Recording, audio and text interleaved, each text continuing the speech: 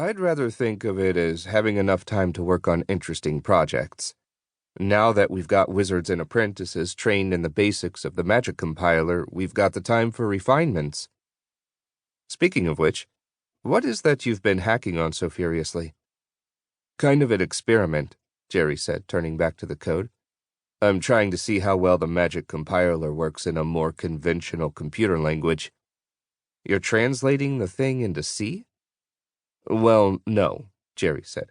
I thought I'd try something that was a little less tied to computer architecture. Something more general. Wiz looked over his shoulder at the lines of luminescent characters suspended in midair. Then he squinted and leaned closer. The magic compiler was written in a combination of this world's runes, the English alphabet, and various made-up symbols. To the uninitiated, a spell listing looked like someone's graphics card had barfed on the screen. But even compared to that, this listing was strange. In addition to the normal symbols, there were tiny squares, triangles, right angles, and things that were even less comprehensible. Wiz scanned the display several times, frowning. If I didn't know better, I'd swear that was... Yup, Jerry said proudly. APL. Wiz groaned.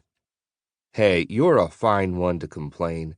Who wrote the first spell interpreter in a hacked-up version of Fourth? That was different, Wiz said with some dignity. Fourth was exceptionally well-suited to what I needed to do. So is this, Jerry informed him. APL is an extremely elegant language. You can express a whole series of complex mathematical operations in a single line of code simply, unambiguously, and logically. Wiz tore his eyes away from the mess above Jerry's desk and poured himself another mug of black moss tea. If you've got a computer that can produce hieroglyphics, and if you never need to remember what you did. Nonsense. It's no harder to write understandable code in APL than anything else. You can even write incomprehensible code in C. I rest my case. Before Jerry could reply, the door banged open and Danny limped in. How's the back? Wiz asked, grateful for a respite from what promised to be a full-scale language debate. Getting better, the young programmer said, plopping himself down in the chair. He leaned forward almost 45 degrees. See? No pain. Considering the extent of his injuries, Danny was lucky to be alive, much less walking around.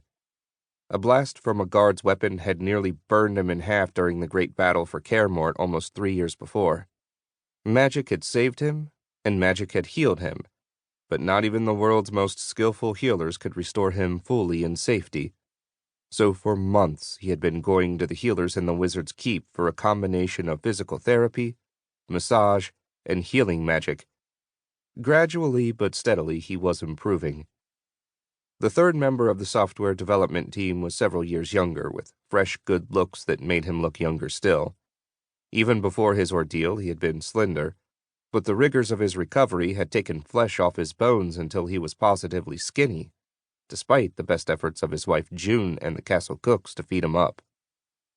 He looked over at the characters above Jerry's desk. What's that? He asked, levering himself out of the chair and limping over to join them. APL, Wiz told him. He could have been doing something useful, and he's been writing an APL interpreter. Well, whatever makes you happy, Danny said with a shrug. Like figuring out how to tap into our world's telephone system, I suppose, Jerry retorted. Hey, we needed an internet connection. We have to keep up with what's going on back in the real world. Besides, he added, you're the one who's on that thing 4 hours a night. I have a lot of news groups I have to keep up with, Jerry said virtuously. There's a lot going on there. Well, better keep it away from the wizards, Wiz said. I'm not sure what they'd make of some of those news groups. You mean like the alt.sex groups? Danny asked. I was thinking more of comp.language.flames, but yeah, the alt.sex groups too. Especially alt.sex.gerbils.ducttape. That's bogus, Jerry said. The real name is alt.sex.bestiality.hamster.